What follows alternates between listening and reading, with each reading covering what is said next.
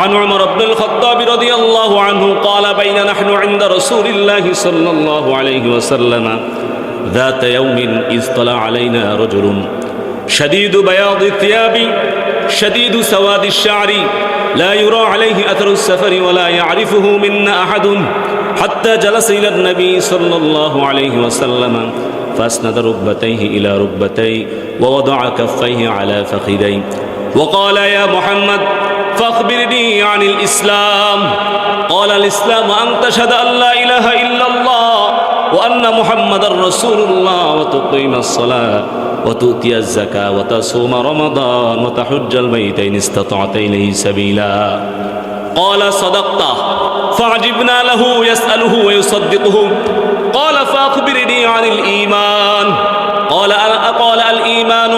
قال الإيمان أن تؤمن بالله وملائكته وكتبه ورسله واليوم الآخر وتؤمن بالقدر خيره وشره قال صدقت قال فأخبرني عن الإحسان قال أن تعبد الله كأنك تراه فإن لم تكن تراه فإنه يراك قال فأخبرني عن الساعة قال ما المسؤول عنها بأعلم من السائل قال فأخبرني عن أمارتها قال أن تلد الأمة ربتها وأن ترى الحفاة العراة العالة رعاء الشاء يتطاولون في البنيان قال ثم انطلق فلبست مليا ثم قال لي يا عمر أتدري من السائل قلت الله ورسوله أعلم قال فإنه جبريل أتاكم يعلمكم دينكم رواه مسلم سبحان الله.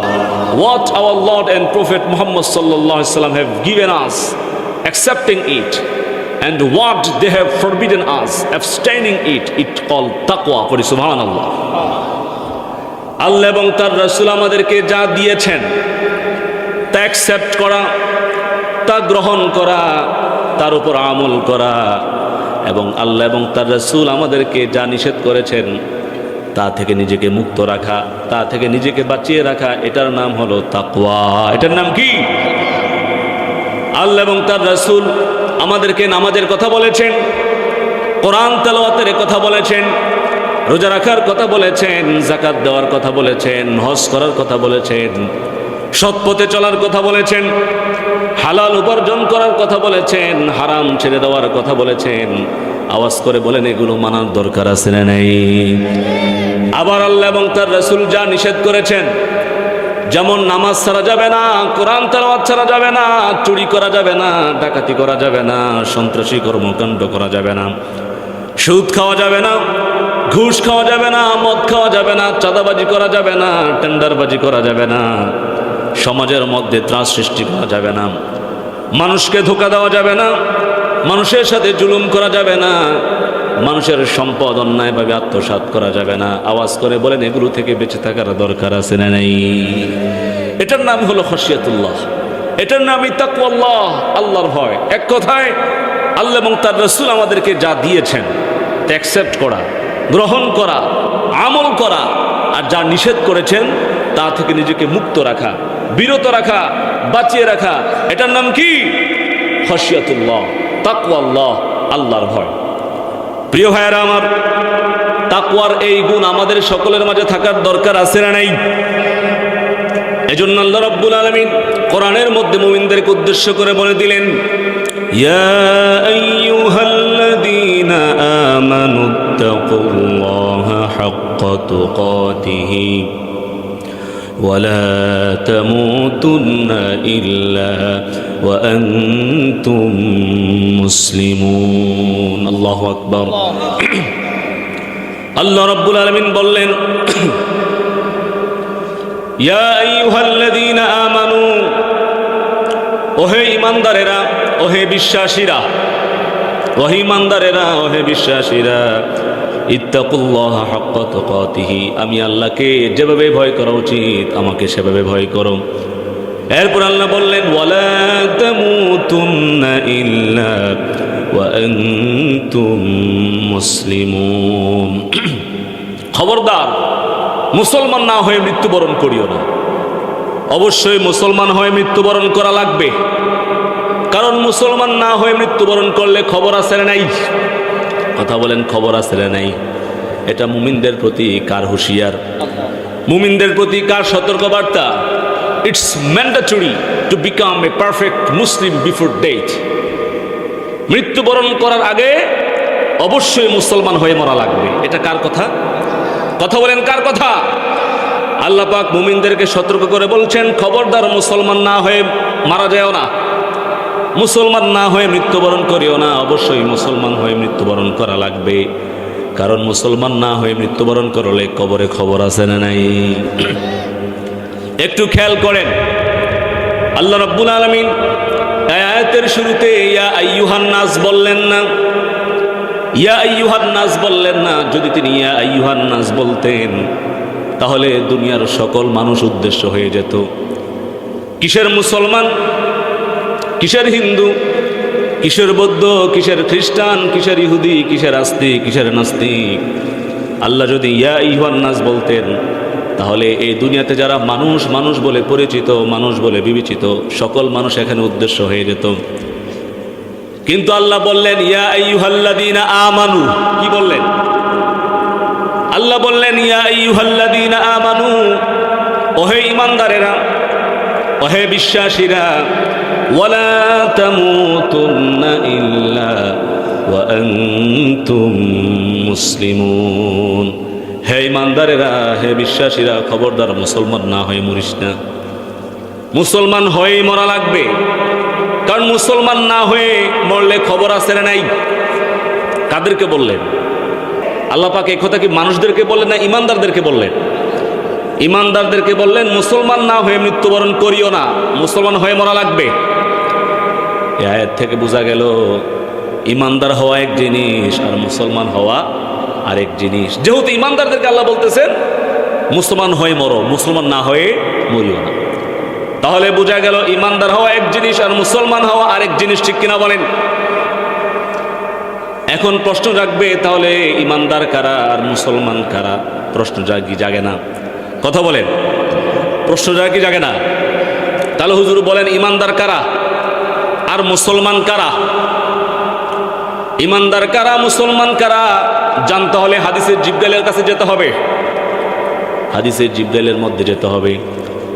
হাদিসে জিবরাইলের মধ্যে এসেছে عن عمر بن الخطاب رضي الله عنه قال بين نحن عند رسول الله صلى الله عليه وسلم ذات يوم إذ طلع علينا رجل شديد بياض الثياب شديد سواد الشعر لا يرى عليه أثر السفر ولا يعرفه منا أحد حتى جلس إلى النبي صلى الله عليه وسلم فأسند ركبتيه إلى ركبتيه ووضع كفيه على فخذيه وقال يا محمد فأخبرني عن الإسلام قال الإسلام أن تشهد أن لا إله إلا الله وأن محمد رسول الله وتقيم الصلاة وتؤتي الزكاة وتصوم رمضان وتحج البيت إن استطعت إليه سبيلا قال صدقت فعجبنا له يسأله ويصدقه قال فأخبرني عن الإيمان قال الإيمان قال الإيمان أن تؤمن بالله وملائكته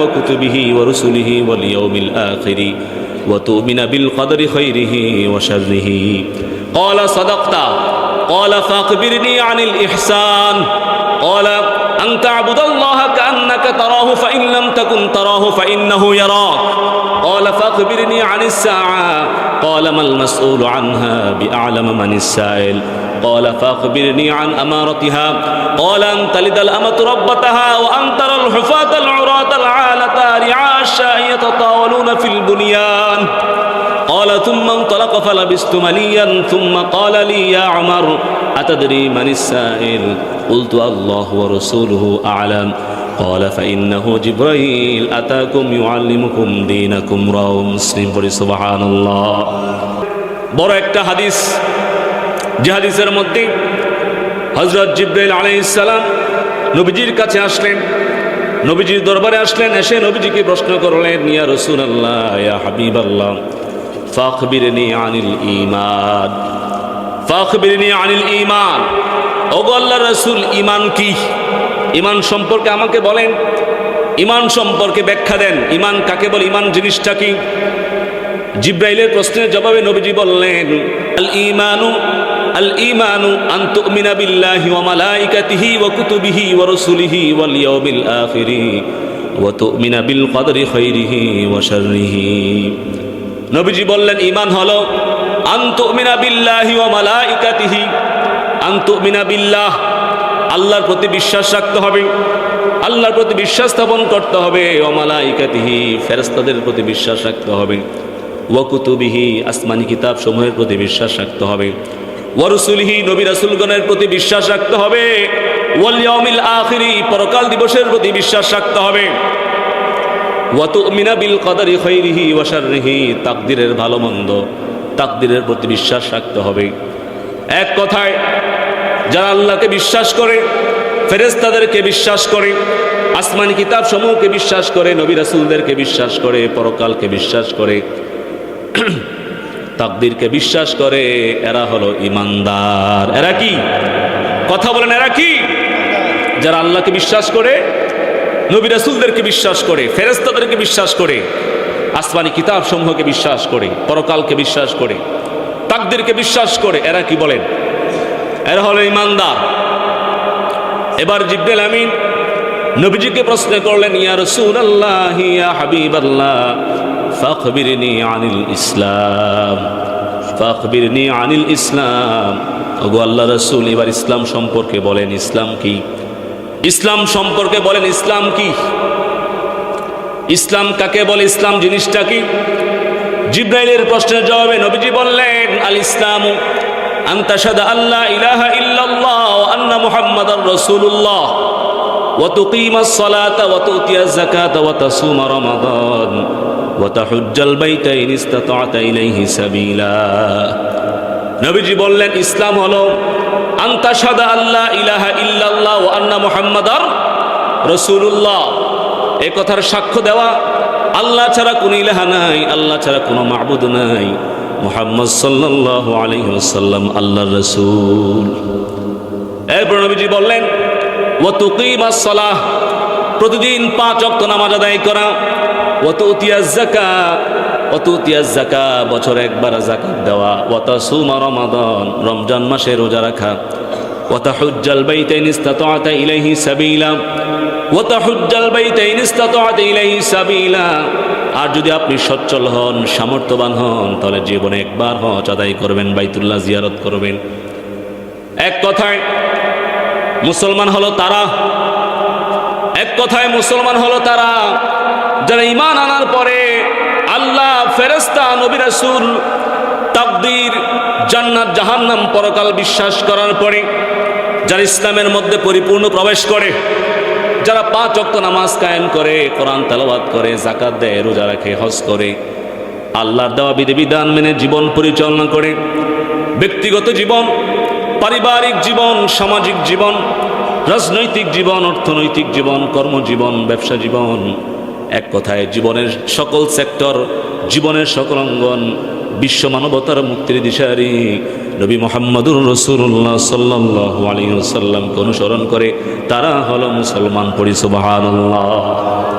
The relationship of a believer is to faith and the relationship of a Muslim is to action. অর্থাৎ ইমানদারদের সম্পর্ক হলো বিশ্বাসের সাথে। ইমানদারদের সম্পর্ক কিসের সাথে বলেন? ইমানদারদের সম্পর্ক বিশ্বাসের সাথে, আর মুসলমানের সম্পর্ক হলো আমলের সাথে, ঠিক কি না? মুসলমানের সম্পর্ক কিসের সাথে বলেন? ইমানদারদের সম্পর্ক বিশ্বাসের সাথে, আর মুসলমানের সম্পর্ক হলো আমলের সাথে। শুধু ঈমান আনলেই পরিপূর্ণ মুসলমান হওয়া যাবে নাকি? শুধু ঈমান আনলেই পরিপূর্ণ মুসলমান হওয়া যাবে না। পরিপূর্ণ মুসলমান হতে ইসলামের মধ্যে পরিপূর্ণভাবে প্রবেশ করা লাগবে, নামাজ পড়া লাগবে, যাকাত দেওয়া লাগবে, রোজা রাখা লাগবে, হজ করা লাগবে, কোরআন তেলাওয়াত করা লাগবে, আল্লাহর দেওয়া বিধিবিধান মেনে চলা লাগবে। এখন আপনার মধ্যে নামাজ নাই, কোরআন তেলাওয়াত নাই, রোজা নাই, যাকাত নাই, আল্লাহর বিধিবিধান মেনে চলেন না, আল্লাহর সাথে নফরমানি করে দুনিয়াতে চলেন, বুঝতে হবে আপনি এখনো পরিপূর্ণ মুসলমান হতে পারেন নাই, ঠিক কি না? এই সমস্ত ইমানদারদেরকে উদ্দেশ্য করে আল্লাহ রাব্বুল আলামিন কোরআনের মধ্যে বললেন, ইয়া আইয়ুহাল্লাযীনা আমানু তাকুল্লাহা হাক্কা তুকাতিহি ওয়া লা তামুতুন্না إلا وأنتم مسلمون ওহে ইমানদারেরা ওহে বিশ্বাসীরা ওয়ালা তামুতুন্না ইল্লা ওয়া আনতুম মুসলিমুন খবরদার মুসলমান না হয়ে মৃত্যুবরণ করিও না অবশ্যই মুসলমান হয়ে মৃত্যুবরণ করা লাগবে প্রিয় ভাইরা আমার মুসলমান হতে চান তো কথা বলেন চান তো যদি মুসলমান হতে চাই নামাজ পড়ার দরকার আছে না নাই কথা বলেন প্রতিদিন 5 ওয়াক্ত নামাজ পড়ার দরকার আছে না নাই কোরআন তেলাওয়াত করার দরকার আছে না নাই রমজান মাসে রোজা রাখার দরকার আছে না নাই বছরে একবার যাকাত দেওয়ার দরকার আছে না নাই সামর্থ্যবান হলে হজ করার দরকার আছে না নাই জীবনের সকল সেক্টর জীবনের সকল ক্ষেত্র বিশ্ব মানবতার মুক্তির দিশারি নবী মুহাম্মদুর রাসূলুল্লাহ সাল্লাল্লাহু আলাইহি ওয়াসাল্লামকে অনুসরণ করার দরকার আছে না নাই আল্লাহ আমাদের সকলকে পরিপূর্ণ ঈমানদার মুসলমান হওয়ার তৌফিক দান করুন আমিন।